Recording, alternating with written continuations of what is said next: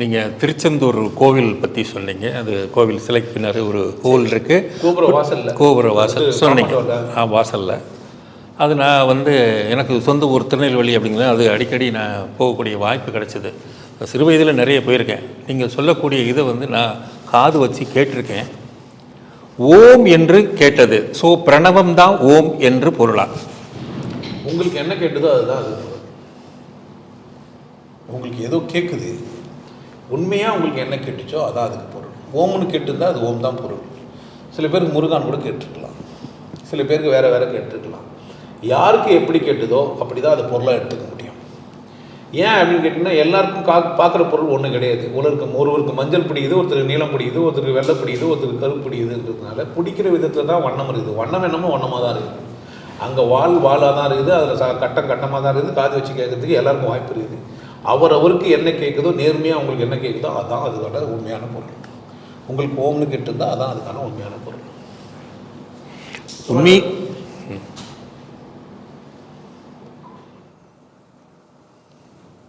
உண்மையிலே அப்படியானால் ஓம் என்ற சொல் தான் பிரணவமா? ஓம் என்ற சொல் பிரணவம் கிடையாது. அது வந்து ஒரு ஐடியாலஜி. ஒரு மாட்டு வண்டியை மாட்டுக்காரன் இன்னும் ஓட்டினாங்க. எப்படி நீங்கள் எழுதுவீங்க? நான் சத்தம் கொடுத்த மாதிரி நீங்கள் சத்தம் கொடுக்க முயற்சி செய்யலாம், முடியாது. எழுத முடியுமா? சில சத்தங்களை எழுத முடியாது. ஏதோ ஒரு சத்தம் அது எழுத முடியாதனால ஓம்னு சொல்கிறாங்க, அவ்வளோதான். அது எழுத முடியாத ஒரு சத்தம். ஓம்ன்றது நீங்கள் பிரணவம்னா நீங்கள் ஓம் தான் உச்சரிக்கிற மாதிரி கிடையாது. அது அப்படின்றதுக்கு இக்கு போட்டு லீ போட்டு இட்டு போட்டிருக்கலாம், இல்லை இக்கு போட்டு இசு போட்டு எச்சி போட்டிருக்கலாம், ஏதோ ஒன்று போட்டிருக்கலாம். பட் சத்தத்தை கேட்டால் வழி அது சரியாக தெரியாது. அதனால் சரியான சத்தத்தை கேட்டிருக்க, அதுதான் உங்களுக்கு நல்லது. நான் இதை ஓம் தான் சொன்னால் அதுக்கு வந்து என்ன துணை போன மாதிரி ஆகிடும். பட் அவங்களால இவ்வளோ தான் சொல்ல முடியுமோ அவ்வளோ சொல்லிக்கிறாங்க. ஆனால் அது கேட்கக்கூடிய சத்தம், சொல்லக்கூடிய சத்தம் இல்லை.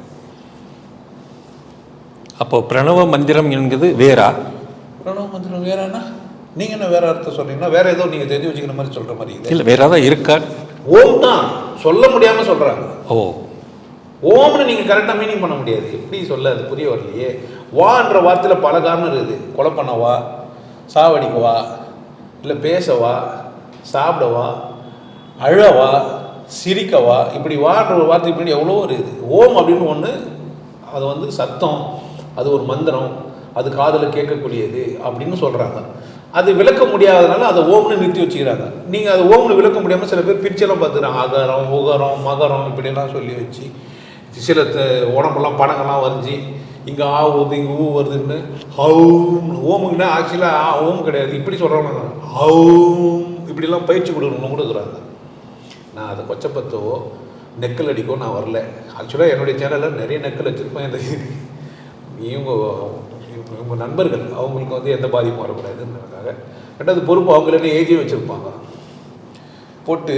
எங்கள் பேட்டியாளருடைய பொறுப்பெல்லாம் எங்களுக்கு கிடையாது, எல்லாம் அவர் பேசுட்டு. ஆமாம் நாம் நீங்கள் நான் பேசி அதை இதை சொன்னேன், ஆமாம் பொறுப்பு ஆகுதுன்னு சொல்லி நல்லாவா இருக்கு. இது வரைக்கும் செய்யலை சாமி. அது இது நல்லது. ஆனால் செஞ்சாலும் நமக்கு பாதுகாப்பாக இருக்க வேண்டியது ஏன் வேலை இல்லை. அதனால் அப்படி இல்லை. அது ஓம்னு சொல்ல முடியாமல் சொல்லிக்கிறாங்க. வேறு ஒன்றான்னு கேட்டால் எனக்கு தெரியாது. கேட்டால் தான் அதான் உண்மை. நான் இப்போ சொன்னேன் ஓட்டையில் இவர் கேட்டார் ஓம் கேட்டுக்குது. நீங்கள் போய் கேளுங்க. அதர்வைஸ் அது உண்மை கிடையாது. இவர் சொன்னதெல்லாம் உண்மை கிடையாது. நீங்கள் போய் அங்கே போய் கேளுங்க. அவங்களுக்கு வேறு மாதிரி உம்முன்னு கூட கேட்கலாம், இல்லை இம்முன்னு கூட கேட்கலாம். கேட்டு நேர்மையாக கேட்டுட்டு பதில் சொல்லுங்க. இல்லை நேர்மையாக இங்கே வந்து 2 சந்தர்ப்பம். இப்போ சொல்லும்போது சொன்னீங்க அகர உகர மகாரம்னு. இந்த அகர உகர மகாரத்தை பற்றி கொஞ்சம் விளக்கி சொல்லுங்கள். அகர உகர மகாரன்றது விளக்கியெல்லாம் சொல்கிறது இல்லைங்க. ஒரு சத்தம் எப்போதும் கேட்டுது. அது பிரளய காலத்திலேருந்தே இருந்துன்னு இருக்குது. எப்போதும் நிலையானது. நிற்கினும் நடக்கினும் கிளேசமுற்றிருக்கணும் இடைவிடாத நாதம் சங் எப்போதும் ஒலிக்குமே. அந்த பஞ்சபாண்டவர்கள் சண்டைக்கு போகும்போது அந்த மனிதன் வந்து சங்கு எடுத்து ஊதுறதா ஒரு கதை வச்சு ஊன்னு எப்போ பாரத போர் நடக்குது அப்படின்னோடனே சங்கை வச்சு ஊதுறது. பெருமாள் பார்த்தீங்கன்னா ஒரு பக்கம் சங்கு ஒரு பக்கம் சக்கரம் வச்சு நிறுத்த பார்க்கலாம். சங்கு சக்கரத்தை தாண்டி சிவன் பார்த்தீங்கன்னா ஒரு உடுக்க வச்சு நிற்குவார். உடுக்க சத்தம் கேட்குதா அப்படின்ற மாதிரிலாம் உடுக்க வச்சு நிறுத்து ஒன்று இருக்கும். இது மாதிரி சத்தங்களை இவங்க புரிய வைக்கிறதுக்காக வேண்டி அப்படி சொன்னுக்கிறாங்க. வாயை திறந்தா 3னா உம்மு, அப்படின்னுவோம். போது இம்மு சொல்லி ஊவும் சொல்லுவோம். வாயை திறந்தா 3னா இம்மு, இடையில இருக்குது ஊ. இப்போ இடையில இருக்கிற ஊவை கடைசியில் தள்ளி அகர மகர உகரம் அப்படின்ட்டாங்க. புள்ளி வைக்கணும். ஓமை இப்படி எழுத மாட்டாங்க. ஓ போட்டு பக்கத்தில் இம்மு போட்டு எழுதுறது இல்லை. ஓவை போட்டு நடுவில் புள்ளி வச்சுருப்பாங்க. ஓவை பார்த்தீங்கன்னா விநாயகரோட துதிக்கை மாதிரிலாம் இருக்கிற மாதிரிலாம் சொல்லி வச்சுருப்பாங்க. பட் பிரணவ மந்திரத்தை நீங்கள் கேட்கணுன்னா, உங்கள் பிரணவ மந்திரம் உங்களுக்கு கேட்கணுன்னா உங்கள் பிரம்மனை நீங்கள் சரிப்படுத்தணும். பிரம்மனை சரிப்படுத்தணும்னு முருகன் கிட்ட போகணும். முருகன் கொட்டி வித்தாண்டா அப்படின்னு சொல்லி கொடுப்பான். அப்போ உங்ககிட்ட தான் எல்லா விஷயமும் இருக்குதுன்னா, ஆமாம் உங்ககிட்ட தான் இருக்குது. ஆனால் ஒரு தெளிந்த குருக்கிட்ட போய் கேட்டால் ஓடி இது புரியுது இல்லை. ஊரில் எல்லாருமே குருன்னு ஊரை சுற்றி நிற்பான். அது உங்கள் பிரச்சனை.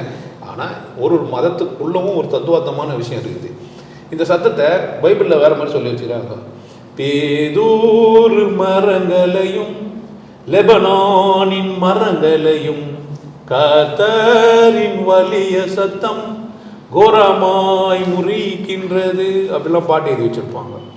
கர்த்தரின் சத்தம் வல்லமை உள்ளது அப்படிலாம் சொல்லி வச்சுருப்பாங்க. ஸோ இந்த வல்லமையான சத்தம் தான் அந்த பேர் பிரணவம். அந்த பக்கம் பார்த்தீங்கன்னா நபி சொல்லியே சொல்லியிருப்பார், என்னுடைய வார்த்தைகளுக்கு நீங்கள் இசையமைக்கக்கூடாது, தடை செய்யப்பட்டது.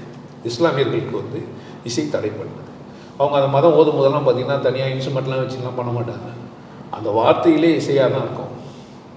நீங்கள் காலையில் அங்கே ஆர்னை கற்றும்போது பேசும்போது அந்த ஒலிக்கும் போது நீங்கள் கவனிக்கலாம், அது ஒரு ரிதம் இருக்கும். ஸோ அந்த ரிதத்துக்கு பின்னாடி ஒன்று இருக்குது. எல்லா கோயிலையும் பெல் வச்சுருப்பாங்க. மாதா கோயிலையும் பெல் வச்சுருப்பாங்க. நம்ம ஊர் கோயிலையும் பெல் வச்சுருப்பான். வெங்கலத்தை வச்சு நாக்கை வச்சு டொங்குன்னு ஒரு தட்டி நிறுத்துவாங்க. புத்தர் கையில் ஒரு பாத்திரம் வச்சு கொய்யும் சுற்றி நிற்பாங்க. இந்த மாதிரிலாம் அந்த பிரணவத்தை புரிய வைக்கிறதுக்காக நிறைய பேர் பல விதத்தில் புரிஞ்சிருப்பாங்க. பொதுவாக ஞானிகளுக்கு காது பெருசாக இருக்கும், பணம் ஒரு பெருசாக வந்து வச்சுருப்பாங்க. யானைக்கும் காது பெருசுன்றதுனால யானையாக வச்சுருப்பாங்க விநாயகரை. ஸோ அந்த சத்தத்தை பல கோணங்களில் பல பேர் பல விதமாக சொல்லிடுறாங்க. என்னன்னா இப்போ அற்பம் அவன் புக்குங்களை ஃபஸ்ட்டு ஞானி ஆகிட்டேன்னு சொல்லி ஆன்றது இந்த மாதிரிலாம் தமாஸ் பண்ணுகிறாங்க. இது தமாஸ் பண்ணுற விஷயம் இல்லை. நிஜமாகவே ஒரு மனிதனுடைய உள்ளேருந்து புரிஞ்சுக்கிற அல்லது கேட்குற ஒரு சத்தம் எல்லாருக்கும் அது சாத்தியம். அதுக்கு கறி சாப்பிடு, மீன் சாப்பிடு, வெள்ளை சட்டை போட்டுக்கோ, கருப்பு சட்டை போட்டுக்கோ, சடங்கு வச்சுக்க அப்படிலாம் இல்லை. கற்றதுனால் ஆய பயன் என்கொள்ளும் வாலறிவான் நற்றால் தொழாரேடி. உண்மை புரிந்த ஒரு மனிதன் காலில் ஒன்றும் அவசியம் இல்லை. எனக்கு கூலி கொடுத்தா போதும். நான் உன்னை அசிங்கப்படுத்தக்கூடாதுன்றதுனால தான் கூலி கேட்குறேன். நான் கூலிக்கு மாறடிக்கிறவன். முயற்சி பண்ண நல்லா இரு. நன்றி ஐயா. அனைவருக்கும் வணக்கம். ஜேஎம்பி ஜெயம் ஃபவுண்டேஷன், சாய் தர்மா ட்ரஸ்ட், இவங்க மூலமா எல்லாரும் உதவிகள் பண்ணிட்டு இருக்காங்க. கேட்டதை கொடுக்கும் அன்பு நிறைந்த கரத்தை கொண்டோமே, நேசம் என்னும் நிழல் தரும் தெய்வ மரத்தை கண்டோமே, கண்ணீர் மழையில் நனைந்தால் காக்கும் குடையை கண்டோமே, பையத்துள் வாழ்வாங்கு வாழ்பவரே, தெய்வத்தின் வடிவாய் வந்தவரே,